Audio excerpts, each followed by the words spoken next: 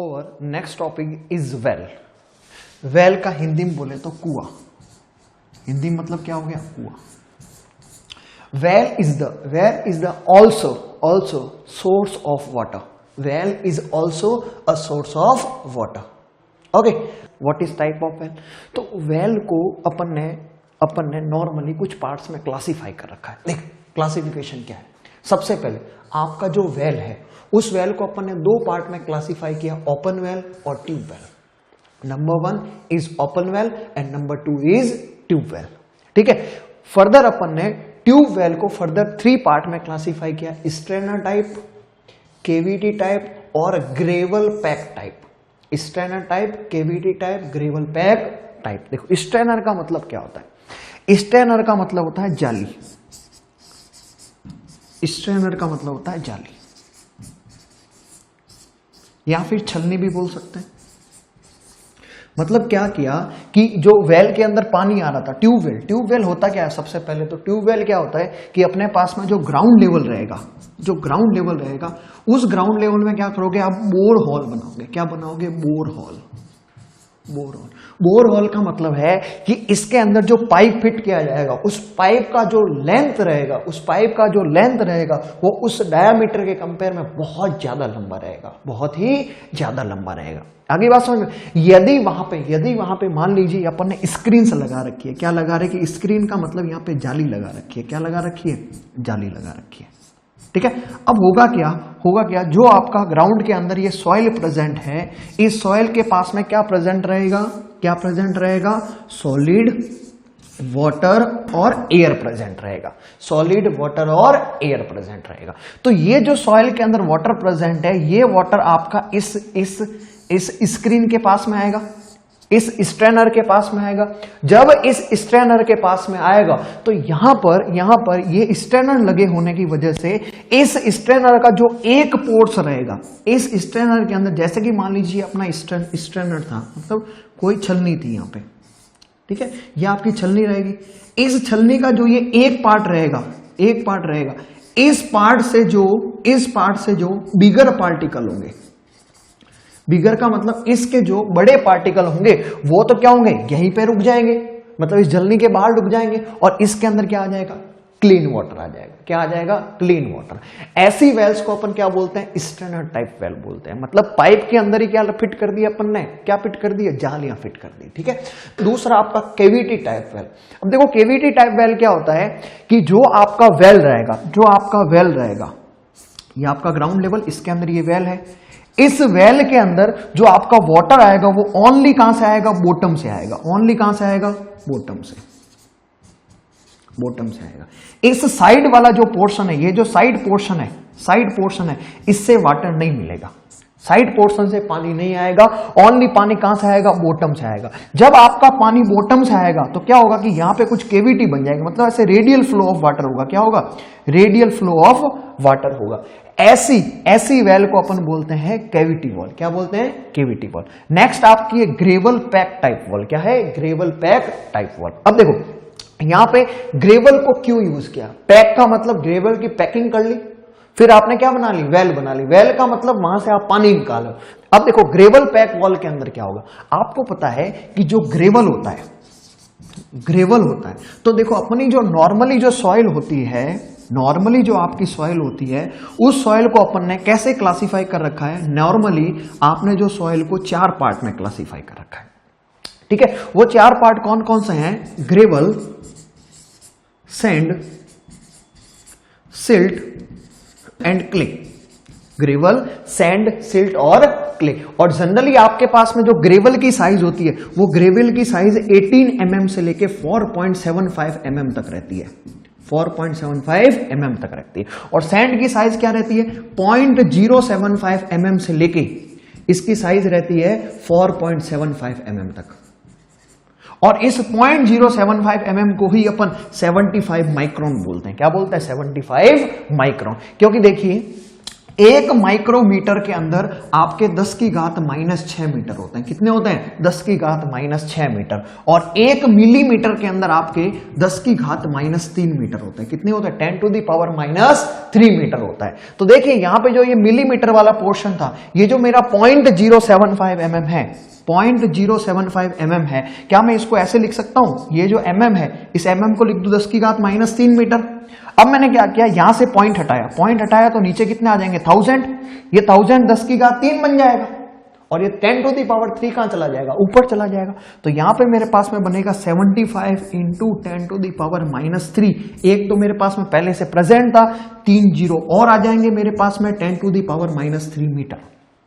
अब जब base same होता है तो पावर क्या हो जाती है? ऐड हो जाती है। तो बेस सेम होगा तो पावर ऐड हो जाएगी, तो 75 इंटू पावर ऐड होगी। तो देखो -3 में यदि आप -3 को ऐड करोगे तो कितना बन जाएगा? -6 मीटर। और 10 की घात -6 मीटर किसके बराबर होता है? 1 माइक्रोमीटर के बराबर होता है। ठीक है, तो ये क्या बन जाएगा? माइक्रोन बन जाएगा। तो ये वैल्यू कितनी आ जाएगी? 75 माइक्रोन आ जाएगी आपके पास। उसके बाद में सिल्ट और उसके बाद में क्ले। और बताइए सिल्ट की साइज क्या होती है? बताइए आप लोग। तो आप लोगों ने पढ़ा होगा कि जो आपके पास में सिल्ट की जो साइज रहती है, वो सिल्ट की साइज रहती है 0.002 से लेके 0.075 mm तक। और जो क्ले की साइज होती है वो 0.002 mm से भी छोटी रहती है, 0.002 mm से भी छोटी रहती है। तो आप लोग ये देखोगे कि जैसे जैसे आप ग्रेवल से क्ले की तरफ चलोगे तो पार्टिकल साइज क्या हो रही है? स्मॉल हो रही है।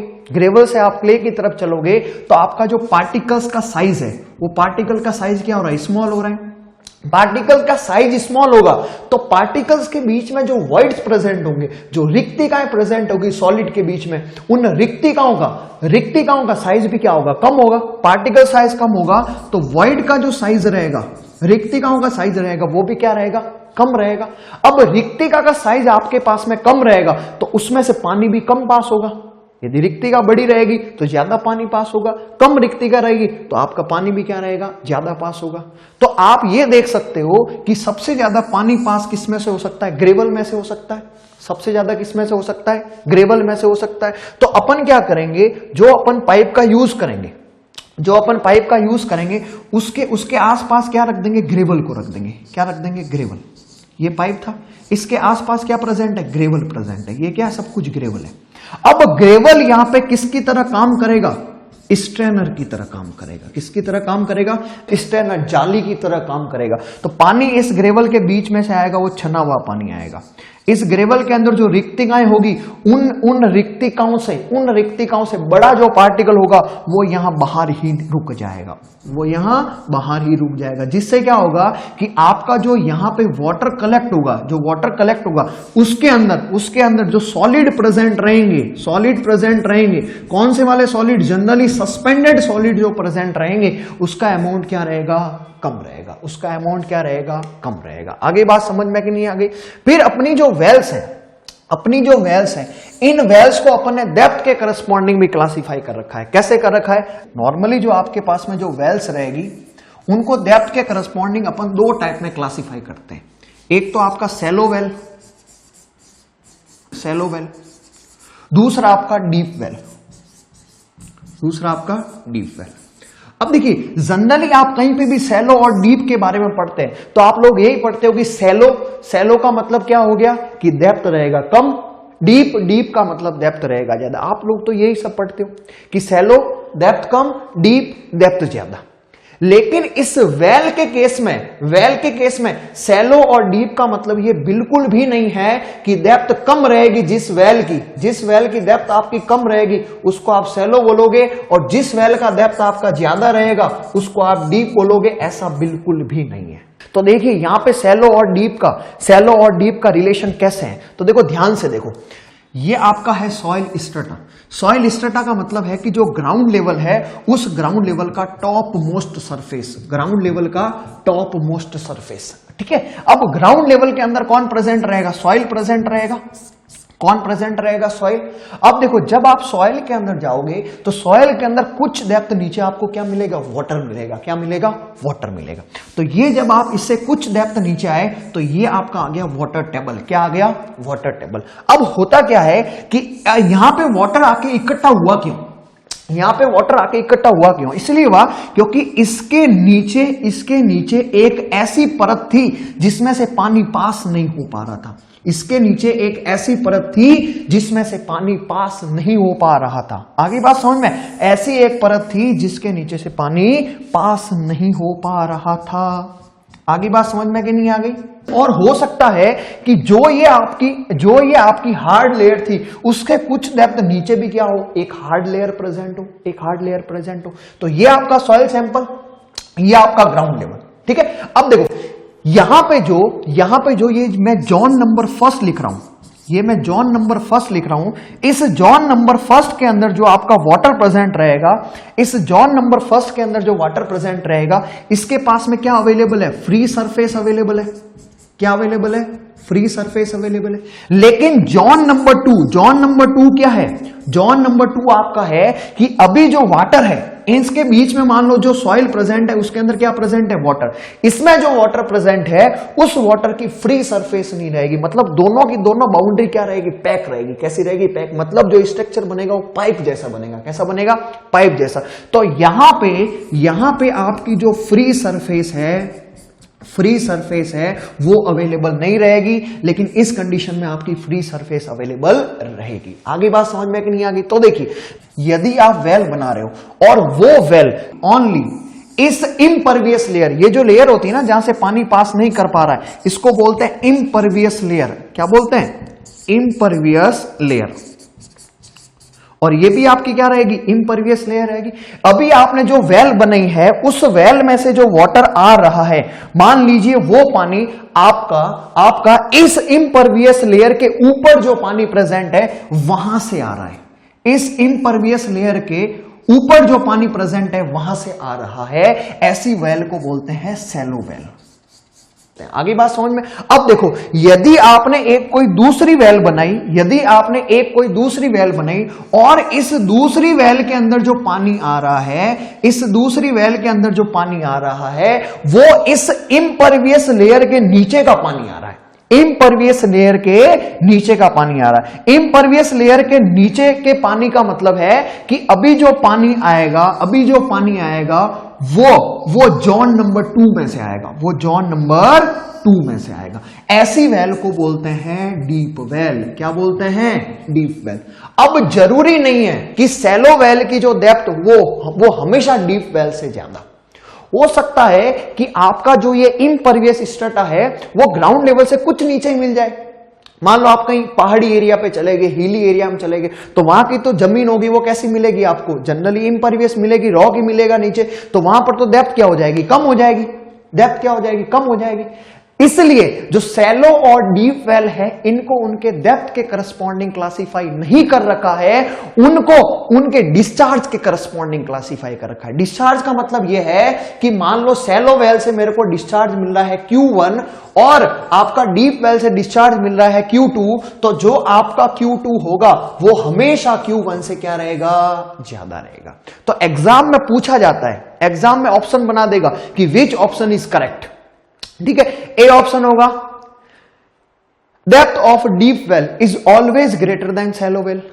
ऑप्शन नंबर 2 होगा डिस्चार्ज फ्रॉम, डिस्चार्ज को कहीं कहीं पे इल्ड भी लिख देता है, इल्ड, YIELD। इल्ड का मतलब भी क्या होता है कि जितना पानी बाहर निकल रहा है उसका अमाउंट। ठीक है, discharge of deep well is always greater than shallow well. C option बना देगा A and B बोथ, और डी ऑप्शन बना देगा नन ऑफ दी अबव। तो आप सोचोगे कि डीप वेल है तो इसका डेप्थ तो हमेशा ज्यादा रहेगा, तो ए ऑप्शन भी सही है। डिस्चार्ज भी ज्यादा रहेगा तो बी ऑप्शन भी सही है। तो आप लगा के आओगे C option, A and B both. लेकिन ऐसा नहीं है, डेप्थ का क्राइटेरिया यहां पे सेटिस्फाई नहीं होगा। डेप्थ का क्राइटेरिया आपका फाउंडेशन में चलेगा, सैलो और डीप फाउंडेशन में चलेगा, सैलो और डीप फुटिंग में चलेगा, लेकिन यहां पे वेल के कंडीशन में नहीं चलेगा। दूसरी बात, इस डीप वेल से डिस्चार्ज ज्यादा क्यों मिलेगा? ये वाला जो आपका एक्वीफर होता है, देखो यहां पे एक टर्म आती है एक्वीफर। एक्वीफर क्या होता है कि ऐसा सॉइल का जोन जहां पे पानी स्टोर है और वहां से पानी निकाला जा सकता है, पानी स्टोर है, पानी निकाला जा सकता है, उस जोन को अपन बोलते हैं एक्वीफर। क्या बोलते हैं?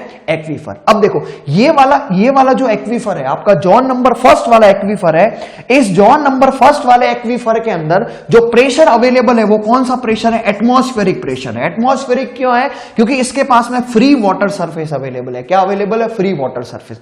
लेकिन जोन नंबर 2 के अंदर जो वाटर अवेलेबल है इसके पास में फ्री वाटर सरफेस अवेलेबल नहीं है। मतलब यहां पे जो कंडीशन रहेगी वो पाइप फ्लो की कंडीशन रहेगी। ठीक है, इसका मतलब जो आपका प्रेशर रहेगा वो एटमॉस्फेरिक से क्या रहेगा? ज्यादा रहेगा। जब यहां पे प्रेशर एटमॉस्फेरिक से ज्यादा रहेगा और वो पॉजिटिव एटमॉस्फेरिक प्रेशर रहेगा, तो जैसे ही यहां पे हॉल करोगे यहां पे पानी क्या करेगा? इस प्रेशर, एक्सेस प्रेशर को बैलेंस करने के लिए यहां से ऊपर की तरफ चलेगा। कहां की तरफ चलेगा? ऊपर की तरफ चलेगा। तो पानी ऊपर जाना चाह रहा है, आप पंप से और पानी ऊपर खींच रहे हो तो डिस्चार्ज क्या मिलेगा? ज्यादा मिलेगा। ठीक है, अब कुछ लोग ये बोलते हैं कि सर जब ये इम्परवियस लेयर के अंदर पानी आ ही नहीं सकता, मतलब इम्परवियस लेयर मतलब पानी पास हो ही नहीं सकता, तो इस जोन 2 वाली सॉइल में पानी आया कहां से? जोन 2 वाली सॉइल में पानी आया कहां से? तो मैं आपको यह बताना चाहूंगा कि जो आपका ये सॉइल का जो लेयर है, इसकी लेंथ है इंफिनिटी का मतलब लेंथ बहुत ज्यादा है। अब हो कि कुछ लेंथ तक यहां पे ये इम्परवियस लेयर रहे, लेकिन हो सकता है कि इस लेंथ के बाद में जो सॉइल हो वो आपकी कैसी हो? परवियस सॉइल हो। परवियस सॉइल का मतलब यहां पे मान लो ये कोई ए पॉइंट था, इस ए पॉइंट के बाद में यहां पे जो सॉइल प्रेजेंट है वो परवियस सॉइल है। तो यहां पे जो आपका ग्राउंड लेवल से जो पानी आएगा वो ग्राउंड लेवल से पानी किस में आ जाएगा? जोन 2 के अंदर आ जाएगा। किसके अंदर आ जाएगा? जोन 2 के अंदर आ जाएगा। ठीक है, तो ऐसा एक्वीफर जिसके अंदर एटमॉस्फेरिक प्रेशर रहता है, इसको बोलते हैं अनकन्फाइंड एक्वीफर। कन्फाइंड का मतलब होता है फंसा हुआ। कन्फाइंड का मतलब क्या होता है? फंसा हुआ। तो इसको बोलते हैं अनकन्फाइंड एक्वीफर। और ऐसा एक्वीफर जहां पे वाटर 2 इम्परवियस लेयर के बीच में फंसा हुआ हो, जहां पे वाटर आपका 2 इम्परवियस लेयर के बीच में फंसा हुआ हो, इसको बोलेंगे कन्फाइंड एक्वीफर। क्या बोलेंगे? कन्फाइंड का मतलब होता है फंसा हुआ, एक्वीफर का मतलब होता है सॉइल का ऐसा पार्ट जहां से पानी निकाला जा सकता है। ठीक है, तो आपसे पूछ लिया जाए कि अनकन्फाइंड एक्वीफर इज, तो बहुत सारे ऑप्शन मिलेंगे। उसमें से देखो कौन सा ऑप्शन सही होगा कि water is retained between 2 impervious layer. Retain का मतलब रोक के रखना, 2 इम्परवियस लेयर के बीच में। दूसरा क्वेश्चन पूछा जाता है कि प्रेशर ऑन अनकन्फाइंड एक्वीफर। तो अनकन्फाइंड एक्वीफर के पास में फ्री सरफेस अवेलेबल है, तो प्रेशर कौन सा रहेगा? एटमॉस्फेरिक प्रेशर रहेगा। प्रेशर ऑन कन्फाइंड एक्वीफर, इसको क्या बोलते हैं? इसको बोलते हैं ग्रेटर देन एटमॉस्फेरिक प्रेशर। कैसा रहेगा? Greater than. और उसी जो ग्रेटर एटमॉस्फेरिक प्रेशर होता है उसी को बोलते हैं आर्टिशन प्रेशर। तो ये थोड़ी बहुत बातें हैं। तो आपको यहां पे देखो कंक्लूजन क्या है? कंक्लूजन ये है कि सैलो वेल है, उसकी डेप्थ डीप वेल से ज्यादा हो सकती है। सैलो वेल की डेप्थ डीप वेल से ज्यादा हो सकती है, लेकिन डीप वेल का जो डिस्चार्ज होगा वो हमेशा सैलो वेल से ज्यादा होगा।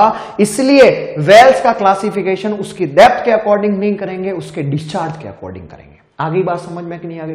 इसी के साथ आपका एक तीसरा एक्वीफर आता है जिसका नाम होता है पर्स्ड एक्वीफर। क्या होता है? Pursued aquifer. अब पर्स्ड एक्वीफर क्या होता है कि ये आपका जो अनकन्फाइंड वाला पोर्शन है, इस पोर्शन के अंदर मान लो यहां पे कोई एक इम्परवियस लेयर प्रेजेंट हो, मान लो यहां पे कोई रॉक प्रेजेंट हो, तो होगा क्या कि इस ग्राउंड के अंदर जो वाटर आएगा वो वाटर क्या होगा? इस रॉक के ऊपर क्या हो जाएगा? जमा हो जाएगा। तो यहां से भी आप जब वेल बनाओगे तो यहां से भी आपको क्या मिल सकता है? स्मॉल अमाउंट ऑफ डिस्चार्ज मिल सकता है, स्मॉल अमाउंट ऑफ वाटर मिल सकता है। इसको बोलते हैं पर्स्ड एक्वीफर। क्या बोलते हैं? पर्स्ड। तो 3 तरह के एक्वीफर हो गए, कन्फाइंड, अनकन्फाइंड और पर्स्ड एक्वीफर। आगे बात समझे? और पर्स्ड एक्वीफर पे भी प्रेशर कौन सा रहेगा? आपका एटमॉस्फेरिक प्रेशर रहेगा। तो ये वेल्स का मैंने आपको मोटा सा क्राइटेरिया बता दिया कि वेल्स डेप्थ के अकॉर्डिंग कैसे क्लासिफाई कर रखी है। ओपन वेल क्या होती है, ट्यूब वेल क्या होती है। जो ओपन वेल रहेगी उस ओपन वेल का डायामीटर क्या रहेगा? ज्यादा रहेगा। खुले कुएं होते हैं पहले के जमाने में, अभी तो नहीं है। डायामीटर रहेगा बहुत ज्यादा, किसके कंपेयर में? डेप्थ के कंपेयर में। किसके कंपेयर में? डेप्थ के कंपेयर में। और जो ट्यूब वेल रहेगी, ट्यूब वेल का डायमीटर तो रहेगा कम, डेप्थ रहेगी ज्यादा। आगे बात समझ में कि नहीं आगे? अब देखो वेल्स के अंदर क्या अपने पास में पॉइंट्स है, उनके बारे में बात करते हैं। तो देखिए क्या लिखा है इसके अंदर। A well is a hole. Well क्या है? होल है। होल मतलब अपन ने एक गड्ढा बना रखा है जमीन के अंदर। होल यूजुअली वर्टिकल रहता, कैसा है? वर्टिकल रहता है, ठीक है। अब वर्टिकल क्यों रखते हैं? मान लीजिए आपने टेढ़ा मेढ़ा होल बना लिया यहां पे ग्राउंड के अंदर ऐसा, तो क्या होगा कि पंप वगैरह का इंस्टॉलेशन होगा, वो क्या रहेगा? डिफिकल्ट रहेगा। तो अपन होल कैसा बनाते हैं? जनरली वर्टिकल होल बनाते हैं ऐसा, ठीक है। वर्टिकल का मतलब है कि यदि मैं हॉरिजॉन्टल डायरेक्शन है इसका एंगल देखूं तो एंगल कितना रहेगा? 90 डिग्री रहेगा। Vertical excavated in the earth for bringing का मतलब लेके आना, bringing ground water to the surface, ठीक है। अब ये होल अपन ने क्यों बनाया? ऐसे ही मजे लेने के लिए तो नहीं बनाया। होल अपन ने इसलिए बनाया कि आपका जो ये अर्थ था, इस अर्थ के अंदर एक वर्टिकल डायरेक्शन में होल बनाया, जिससे क्या हो, इस ग्राउंड के अंदर जो यहां पे ये वाटर प्रेजेंट है, इस वाटर को आप कहां पे ला सको? सरफेस पे ला सको। कहां पर ला सको? सरफेस पे ला सको, ठीक है। तो ये तो है इसका फंक्शन, वेल्स का फंक्शन है। और वेल्स बनाते कैसे हैं? वर्टिकल शाफ्ट की तरह। किसकी तरह बनाओगे? वर्टिकल शाफ्ट की तरह बनाओगे। ओपन वेल या फिर इसको बोलते हैं डग वेल। क्या बोलते हैं? डग वेल। ओपन का मतलब मैंने आपको बता ही दिया, डायमीटर क्या रहेगा? ज्यादा रहेगा। तो देखो ओपन क्या है? Open wells are generally open masonry wells. Masonry wells का मतलब क्या है कि आपने क्या किया, एक सर्कुलर के अंदर हॉल बनाना स्टार्ट किया, और इसके अंदर साइड में क्या कर दी? मतलब पत्थर लगा दिए चारों तरफ। क्या लगा दिए? पत्थर लगा लिए। और वो जो पत्थर थे आपके पास, उन पत्थर के अंदर कोई आपने मैसनरी वो मोटार वगैरह यूज नहीं किया, ओपन जॉइंटेड रखे, ठीक है। मैसनरी वेल्स हैविंग कंपैरेटिवली बिगर डायमीटर। कंपैरेटिवली डायमीटर क्या है? बिगर है। और डायमीटर होगा कितना? 2 से 9 मीटर का। कितना होगा? 2 से लेके 9 मीटर तक का। And the suitable for low discharge of the order of 1 to 5 litre per second. मतलब एक सेकंड के अंदर जो आपको डिस्चार्ज मिलने वाला है, वो डिस्चार्ज कितना होगा? 1 से लेके 5 लीटर तक रहेगा। 1 से लेके 5 लीटर तक। अब देखो डिस्चार्ज होता क्या है? तो डिस्चार्ज आपने पढ़ा होगा कि डिस्चार्ज होता है वॉल्यूम पर यूनिट टाइम। मतलब यूनिट टाइम के अंदर आपको कितना वॉल्यूम ऑफ वाटर मिलने वाला है, उसी को अपन क्या बोलते हैं? डिस्चार्ज बोलते हैं। तो आपको मोटा मोटा ये समझ में आ गया होगा कि जो आपका ओपन वेल रहेगा वो ओपन मैसनरी स्ट्रक्चर रहेगा, डायमीटर बहुत ज्यादा रहेगा, और उससे डिस्चार्ज क्या मिलेगा? कंपैरेटिवली कम मिलेगा। कंपैरेटिवली कम क्यों मिलेगा? क्योंकि आपके जो सेलो डेप्थ पे जो सॉइल रहती है उसके अंदर वाटर का स्टोरेज ज्यादा नहीं होता है। डीप डेप्थ पे जो सॉइल रहेगी उसके पास में वाटर का स्टोरेज कंपैरेटिवली क्या मिलता है? ज्यादा मिलता है। नेक्स्ट देखो क्या है। Open well are generally less than 20 metre in depth. Open well जो होती है जनरली उनकी डेप्थ होती है वो 20 मीटर से क्या रहती है? कम रहती है। क्या रहती है? कम रहती है। फिर क्या है? One of the recent method used to enhance yield of open well. मतलब अपन ने क्या किया? रिसेंटली एक ऐसा मेथड को डिस्क्राइब किया जिससे इस ओपन वेल का यील्ड का मतलब वही है डिस्चार्ज। यील्ड का मतलब क्या हो गया? डिस्चार्ज, ठीक है। इक्वल तो नहीं बोल सकते अपन, लेकिन अपन बोल सकते हैं कि यील्ड को समझने के लिए बोल सकते हैं कि वहां से कितना पानी मिल रहा है। आगे बात सुन में, open well is to drill 8 to 10 centimeter diameter hole in the center of well as to tap additional water from the aquifer or the fisheries of rock। देखो इसका मतलब क्या होता है? ये जो फिशर्स है, फिशर्स का मतलब आपके पास में होता है दरार। तो मैं देखो आपको क्रॉस सेक्शनल व्यू बना के दिखा रहा हूं कि ये मेरा ग्राउंड लेवल था, आपने क्या कर रखा था? यहां पे एक वेल बना रखी है। क्या बना रखी है? वेल बना रखी है। वेल कौन सी है? Open well. कैसी है? Open well. ये इस ओपन वेल का हो गया डायामीटर, और ये इस ओपन वेल की हो गई डेप्थ। तो डेप्थ जनरली कितनी रखते हैं? लेस देन 20 मीटर रखते हैं। डायामीटर कितना रखते हैं? 2 से 5 मीटर रखते हैं। अब न्यू टेक्नोलॉजी ने क्या बोला? न्यू टेक्नोलॉजी ने यह बोला कि आप लोग क्या करो, ये जो वेल है, इस वेल का जो ये सेंटर है, इसका जो सेंटर है, इस सेंटर के अंदर आप लोग क्या करो, एक यहां पे बोर होल बना दो जिसका डायमीटर लगभग 8 to 10 सेंटीमीटर होता है। 8 to 10 सेंटीमीटर तो बहुत कम रहेगा कंपेरेटिव दिस। अब होगा क्या कि जो आप ये हॉल बनाओगे, इस हॉल से क्या होगा कि इस वेल से नीचे का भी कोई पानी होगा, वो पानी धीरे धीरे धीरे धीरे धीरे धीरे धीरे धीरे धीरे धीरे किसके अंदर आ जाएगा, धीरे धीरे आपका कहां पर आ जाएगा, धीरे धीरे आपका इस वेल के अंदर आ जाएगा। अब इस वेल के अंदर जब पानी आएगा तो यहां पे स्टोरेज ज्यादा होगा, स्टोरेज ज्यादा होगा तो आप ज्यादा पानी यहां से बाहर निकाल सकते हो।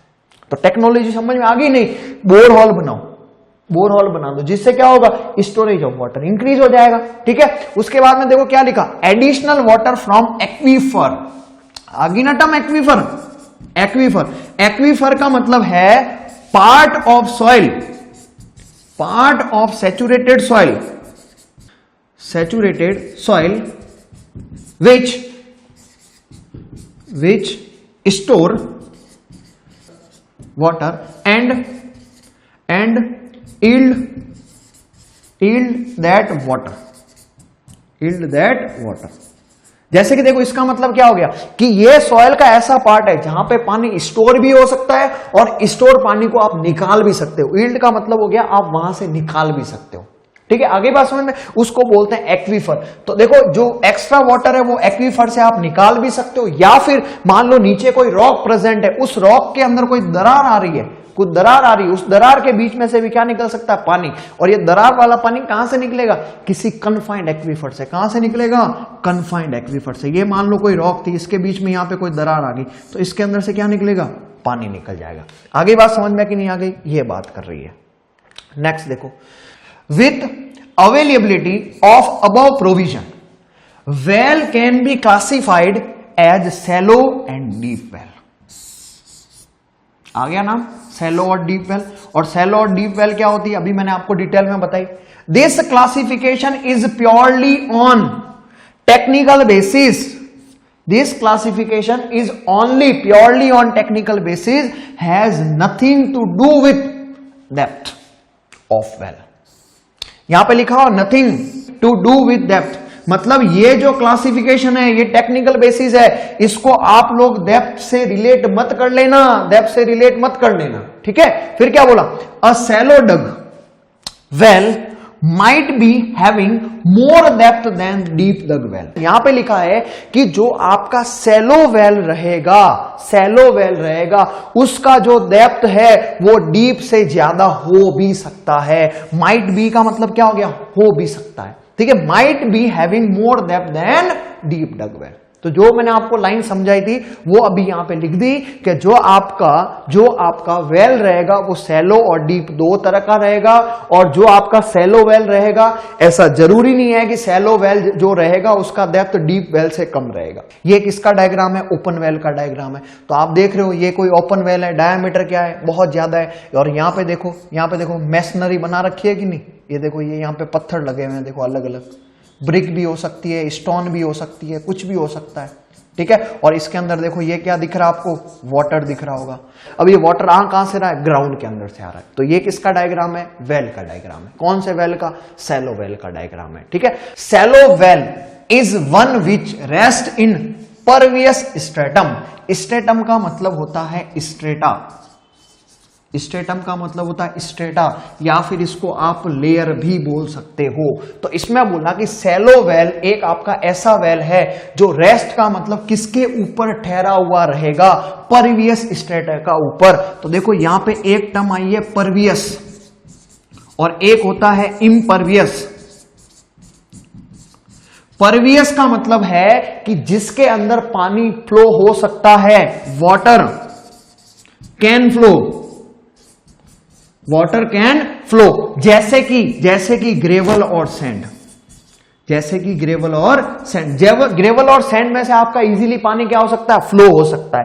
इम्परवियस का मतलब होता है water cannot flow, water cannot flow. इसका एग्जांपल क्या है, क्ले, क्योंकि क्ले की पोरोसिटी क्या होती है, ज्यादा होती है, लेकिन परमेबिलिटी क्या होती है, कम होती है। परमेबिलिटी कम होने की वजह से इसमें के पानी के फ्लो होने के चांसेस क्या रहते हैं, कम रहते हैं। और इसको पोरस स्ट्रेटम पे क्यों रखा गया, क्योंकि जब आप वेल को परवियस स्टार्टम पे रखोगे तभी तो इस वेल के अंदर ग्राउंड वाला पानी आ पाएगा। आगे बात समझ में, इसीलिए परवियस स्टार्टम पे रखा। And draw its supply to surrounding material, ठीक है। और इसमें बोला कि जो सराउंडिंग मटेरियल है उससे पानी क्या होगा, इकट्ठा होता रहेगा, ठीक है। ये डायग्राम किसका है, डीप वेल का। आपको दिख भी रही होगी, देखो प्रीवियस वाला जो आपका डायग्राम है इसको देखो, डेप्थ क्या लग रही है, बहुत कम लग रही है। नेक्स्ट वाला आप लोग डायग्राम देखो, डेप्थ क्या है, बहुत ज्यादा है कंपैरेटिवली। पहले डायग्राम के तो क्या कंपैरेटिवली क्या रहेगी, ज्यादा रहेगी, ठीक है। तो देखो इसको बोलते हैं डीप डग वेल। क्या बोलते हैं, डीप डग वेल। अब देखो डीप डग वेल क्या होता है, तो ध्यान से देखिए इधर, what is deep dug well.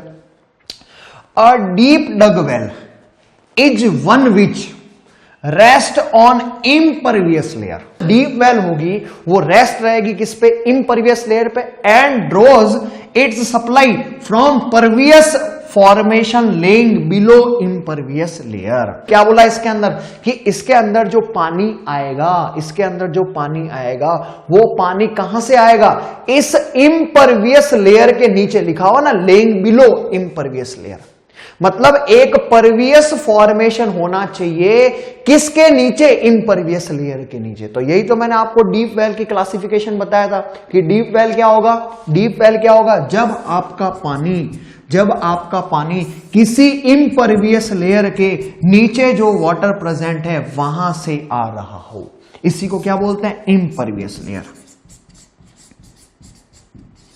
Impervious layer, यहां से जो पानी आएगा, उस वेल को क्या बोल देंगे, डीप वेल बोल देंगे। तो यहां से पानी आ रहा है, इसका मतलब ये तो कैसा है, परवियस। और इसके ऊपर जो लेयर कैसी है, वो कैसी है, इम्परवियस है, ठीक है। Through a borehole made into the impervious layer. क्या बोला, यहां पे एक अपन ने बोरहोल बना रखा है, किसके अंदर, इम्परवियस लेयर के अंदर। इस इम्परवियस जो मेरे पास में ये लेयर प्रेजेंट थी, इसके अंदर बोरहोल बना दिया और इसके नीचे जो आपकी परवियस लेयर थी वहां से पानी को बाहर निकाल रहे हैं। ऐसी वेल को क्या बोलते हैं, ऐसी वेल को बोलते हैं डीप वेल बोलते हैं। नेक्स्ट देखिए, a water from dug wells is drawn with a help of rope and bucket. Generally अपन यहां से देखो, ये जो डग वेल होती है, डग वेल का मतलब खुले टाइप की जो वेल होती है, इनमें पानी कैसे निकालते हैं, बकेट होती है। पुराने टाइप में आपने देखा होगा, यहाँ पे एक पुली लगी होती है जिसको अपन घिरनी बोल देते हैं, ठीक है। इस पुली के ऊपर आपकी रॉप लपेटी हुई रहती है। क्या रहती है, रॉप रहती है। इस रॉप से क्या कनेक्टेड रहती है, बकेट कनेक्टेड रहती है। इस रॉप से ऐसे यहाँ पे बकेट कलेक्टेड रहती है। फिर आपने यहाँ पे देखा होगा कि ये मान लो ग्राउंड लेवल था, इस ग्राउंड लेवल पे एक आपका पर्सन खड़ा रहता है, ऐसे एक आपका यहाँ पे पर्सन खड़ा रहेगा। ये पर्सन क्या करेगा, ये जो आपका जो बकेट है, इस बकेट को पहले इसके अंदर डिप करवाएगा, ठीक है। डिप करवा के भर देगा, फिर वापस पुली के थ्रू क्या खींचेगा, ऊपर की तरफ खींचेगा। तो पानी कहां जाएगा, बाहर आ जाएगा। यदि पंप अवेलेबल नहीं है तो ऐसा किया जाता है, ठीक है।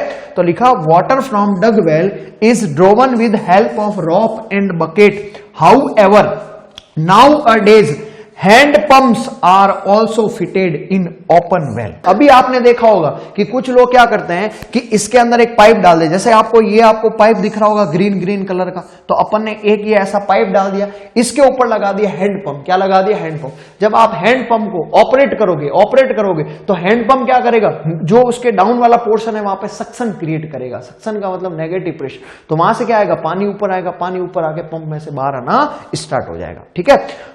And wells are covered for avoiding possible contamination। और क्या करेंगे, एक पाइप लगा के बाहर हेडपंप लगा देंगे। बाकी जितना भी वेल का पोर्शन है उसको अपन क्या करेंगे, कवर कर देंगे। कवर का मतलब इसके ऊपर कुछ ना कुछ स्टोन की पट्टी डाल देंगे, या फिर मान लो इसके ऊपर आरसीसी कर देंगे, ठीक है, स्लैब बना देंगे। ऐसा क्यों करते हैं, इसलिए करते हैं अवॉइडिंग जो पॉसिबल कंटामिनेशन है। कंटामिनेशन का मतलब है कि सराउंडिंग जो आपके एनवायरमेंट के जो आपके सस्पेंडेड सॉलिड प्रेजेंट है, ठीक है, वो सस्पेंडेड सॉलिड इस वाटर के साथ में मिक्स्ड नहीं हो, ठीक है। क्वालिटी को अच्छा बनाने के लिए ऐसा किया जाता है। आपने देखी होगी फार्म हाउस पे ऐसी ट्यूबवेल लगी हुई रहती है। ये देखो फॉर्म है सारे के सारे। अब इसके अंदर क्या किया आपने, ग्राउंड के अंदर हॉल बनाया, इसके अंदर एक डाल दिया पंप। आपने क्या डाल दिया, पंप। इस पंप को वायर के साथ में कनेक्ट कर लिया और यहां पे आपका है ऑपरेटिंग रूम है, जैसे ही आप यहां से बटन ऑन करोगे तो पंप यहां से वाटर को क्या करेगा, सक करेगा, वाटर को यहां से सक करके वाटर को कहां भेज देगा, बाहर भेज देगा। ये देखो ये पानी आ रहा है, तो ये किसका एग्जांपल हो गया, ट्यूबवेल का। किसका एग्जांपल, ट्यूबवेल। तो देखो ट्यूबवेल क्या होती है, from open well is discharge is limited to 1 to 5 litre per second. Generally जो आपकी ओपन वेल्स रहती है, उन ओपन वेल से जो आपका डिस्चार्ज होता है वो लिमिटेड रहता है 1 से 5 लीटर पर सेकेंड का, ठीक है। तो देखो इसको सॉल्व करने के लिए क्या किया, अपन ने ट्यूबवेल बनाना स्टार्ट कर लिया, क्योंकि ट्यूबवेल का जो डेप्थ होता है, जनरली ट्यूबवेल आपकी लोग 400, 450, 500 फीट तक खुदवा देते हैं। 400 फीट, 500 फीट, 600 फीट, कहीं कहीं पे ऐसे एरियाज है जहां पे हजार फीट तक का ट्यूबवेल बना, 1000 फीट तक का। तो आप सोचो 1000 फीट से आप जब नीचे से पानी निकालो तो वहां से कितना प्रेशर के साथ में पानी बाहर आएगा। तो यहां पे लिखा है to obtain large amount of discharge mechanically tubewells are more suitable. Tubewell बनाने की जरूरत क्यों पड़ी, इसलिए पड़ी क्योंकि ओपन वेल से जो डिस्चार्ज मिल रहा था वो डिस्चार्ज कैसा मिल रहा था, कम मिल रहा था, कम मिल रहा था। उस डिस्चार्ज को बढ़ाने के लिए अपन नया तरीका लेके आए जिसको अपन क्या बोलते हैं, ट्यूबवेल बोलते हैं। व्हाट इज ट्यूबवेल, तो देखो tube well is a long pipe or a tube is bored into the ground. लंबा पाइप रहता है। अब देखो ट्यूब का मतलब क्या होता है, ट्यूब का मतलब आप सबने देखा होगा कि ट्यूब का मतलब होता है कि कुछ सॉलिड परत होनी चाहिए, बीच में से क्या होनी चाहिए, खोखली, मतलब ऐसा पाइप जो बीच में से खोखला हो, उसी को तो क्या बोलते हैं अपन, ट्यूब बोलते हैं, ठीक है। तो ये आपका एक लॉन्ग पाइप रहता है जिसकी लेंथ डायमीटर के कंपेयर में क्या होती है, बहुत ज्यादा होती है। ऐसा एक्सकेवेशन करते हैं वर्टिकली, कहां पे, ग्राउंड के अंदर, intercepting 1 or more water bearing stratum. अब देखो इस लाइन का मतलब क्या है, इस लाइन का मतलब यह है कि ये आपका ग्राउंड लेवल है, ground level. Water bearing stratum का मतलब है कि ऐसे इस सॉइल के अंदर ऐसे पार्ट जहां से अपन पानी निकाल सकते हैं, जैसे कि मान लो यहां तक वाटर नहीं था, उसके बाद में एक लेयर आई जहां पर वाटर प्रेजेंट था, उसके बाद में मान लो फर्दर कोई ऐसी लेयर आई जहां पे पानी है ही नहीं, उसके बाद में मान लो वापस कोई ऐसी लेयर आई जहां पे पानी है। तो अपन ने क्या किया, यहां पे एक ट्यूबवेल बना लिया, ट्यूबवेल बना लिया। तो देखो ये जो फर्स्ट जोन है, ये जो आपका फर्स्ट जोन है, यहां से पानी नहीं मिलेगा, लेकिन सेकंड जोन में वाटर प्रेजेंट है तो यहां से वाटर मिल जाएगा। थर्ड जोन से पानी नहीं मिलेगा, फोर्थ से आपका वाटर मिल जाएगा। तो यहां पे आपने लगा दिया स्टैंडर्ड, लगा दी जाली, लगा दी, तो आपको क्या होगा, एक स्ट्रेटम से पानी मिल सकता है या फिर हो सकता है एक से ज्यादा स्ट्रेटा बेस भी क्या मिल जाए, पानी मिल जाए। इस प्रोसेस को अब एक से ज्यादा स्ट्रेटा से पानी मिलेगा तो आपका जो डिस्चार्ज होगा वो भी क्या रहेगा, ज्यादा। तो यहां पे लिखता है ना, intercepting 1 or more water bearing stratum. We have enormous storage of ground water in India. Enormous का मतलब होता है विशाल, विशाल का मतलब होता है बहुत ज्यादा। बोला गया है कि इंडिया के अंदर ग्राउंड वाटर का एक विशाल स्टोरेज अवेलेबल है। मतलब ग्राउंड के अंदर, इंडिया के अंदर काफी सारा पानी अवेलेबल है जरूरत के हिसाब से, ठीक है। The tubewell provide excellent means of providing supply and they are normally used for irrigation. आपने देखा होगा जनरली जो आपके फार्म हाउस जो होते हैं, उन फार्म हाउस पे यदि वहां पे आसपास कोई रिवर अवेलेबल है तब तो इरिगेशन कर दिया जाता है बाय द कैनाल। यदि वहां पर पास में कोई रिवर अवेलेबल नहीं है तो वहां पे जो मेजर सोर्स ऑफ इरिगेशन है वो कौन सा है आपके पास में, ट्यूबवेल। कौन सा है, ट्यूबवेल। और इसी ट्यूबवेल वाले आप पानी को वाटर सप्लाई के लिए भी यूज कर सकते हो। The depth of pervious strata should be sufficient enough to meet the water requirement. ये आई अपने काम की लाइन। अब अपने काम की लाइन ये है, मान लो आपने कहीं पे ट्यूबवेल बनाई, जरूरी नहीं है कि सारी की सारी आप जो ट्यूबवेल बनाओ उसके अंदर पानी मिले ही मिले। हो सकता है कि मैंने मेरे खेत में मान लो ट्यूबवेल बनवाई, उसके अंदर अच्छा पानी मिल रहा है, लेकिन पड़ोसी में बनाई उसका पानी नहीं मिल रहा है, क्योंकि वो डिपेंड करेगा वाटर बियरिंग स्ट्रेटा पे। यदि वहां पे पानी का झरना अवेलेबल होगा जमीन के अंदर तो पानी मिल जाएगा, नहीं अवेलेबल होगा तो नहीं मिलेगा। अब अपने लिए कौन सी ट्यूबवेल काम की है, ऐसी ट्यूबवेल काम की रहेगी जो आपका वाटर रिक्वायरमेंट है उसको क्या कर सके, फुलफिल कर सके। उसको क्या कर सके, फुलफिल कर सके। ठीक है, सफिशिएंटली इनफ होना चाहिए अपने लिए कि अपन पूरे के पूरे सिटी को वाटर प्रोवाइड कर सके। वही ट्यूबवेल अपने लिए काम का है, बाकी ट्यूबवेल अपने लिए काम का नहीं है। अब उसके लिए कुछ पॉइंट्स भी दे रखे हैं कि ऐसे नहीं कि आप हर कहीं ट्यूबवेल बनाना शुरू कर लो। तो देखो क्या पॉइंट दे रखे हैं, availability of cheap power, particularly electricity. अब आपने ऐसी जगह ट्यूबवेल बना ली जहां पे इलेक्ट्रिसिटी अवेलेबल नहीं है, या फिर वहां पे आपको इलेक्ट्रिसिटी लेके आनी है, ट्यूबवेल ऐसी जगह नहीं है, इलेक्ट्रिसिटी है वहां से 5 किलोमीटर दूर, 10 किलोमीटर दूर, तो वहां से आप इलेक्ट्रिसिटी लेके आओगे, खर्चा भी लगेगा कि नहीं लगेगा। तो ट्यूबवेल आप ऐसी जगह पे बनाओगे जहां पे आप, क्योंकि ट्यूबवेल बनाओगे तो आप मैकेनिकली तो पानी निकाल नहीं पाओगे, पंप से निकालोगे, और पंप को चलाने के लिए क्या चाहिए, इलेक्ट्रिसिटी चाहिए। क्या चाहिए, इलेक्ट्रिसिटी चाहिए। तो इलेक्ट्रिसिटी का खर्चा भी ज्यादा नहीं होने, मतलब सस्ते रेट में वहां पे इलेक्ट्रिसिटी मिल जानी चाहिए। दूसरा क्या है, water of the area should be such that free from एल्केनाइन एंड सॉल्ट। जो आपको ग्राउंड वाटर मिलना चाहिए ट्यूबवेल से, वो एल्केलाइन का मतलब हो गया कि उसके अंदर सार प्रेजेंटिंग होने चाहिए। सार का मतलब यह है वो पानी पीने के अंदर मीठा होना चाहिए, कड़वा नहीं होना चाहिए, क्योंकि जो आपका एल्केलाइन वाटर होता है वो बीटर टेस्ट देता है, कड़वा टेस्ट देता है, पीने में कड़वा नहीं होना चाहिए, और उसके अंदर साल्ट नहीं होना चाहिए। यदि उसके अंदर साल्ट अवेलेबल है, जैसे फ्लोरीन अवेलेबल हो गया, तो हो सकता है कि वहां पे फ्लोरोसिस रोग हो जाए। ठीक है, या फिर मान लो कोई ऐसा सॉल्ट अवेलेबल है जो कार्सियोजेनिक हो, कैंसर के लिए रेस्पॉन्सिबल हो, तो वहां पे एल्कलिनिटी भी नहीं होनी चाहिए और सॉल्टी वाटर भी नहीं होना चाहिए। दूसरी कंसीडरेशन। तीसरी क्या है, well distributed demand of irrigation water in the whole year. इसके अंदर बोला है कि जो आपका वेल होना चाहिए वो पूरे साल तक पानी देना चाहिए। ऐसा नहीं कि वेल ने 2 महीने पानी दिया, 2 महीने आपने गांव को पानी दे दिया, उसके बाद में गांव वाला है साहब पानी दो, बोला है ही नहीं पानी, जाओ। तो वो पूरे साल तक आपकी वाटर रिक्वायरमेंट को पूरा करना चाहिए। नेक्स्ट पॉइंट देखो, area around the well should be intensively cultivated. कहने का मतलब यह है कि ऐसे नहीं कि आप उस वेल से पानी निकालो और कुछ एरिया में पानी दे रहे हो, उस पानी को पूरे के पूरे एरिया में सप्लाइड करोगे।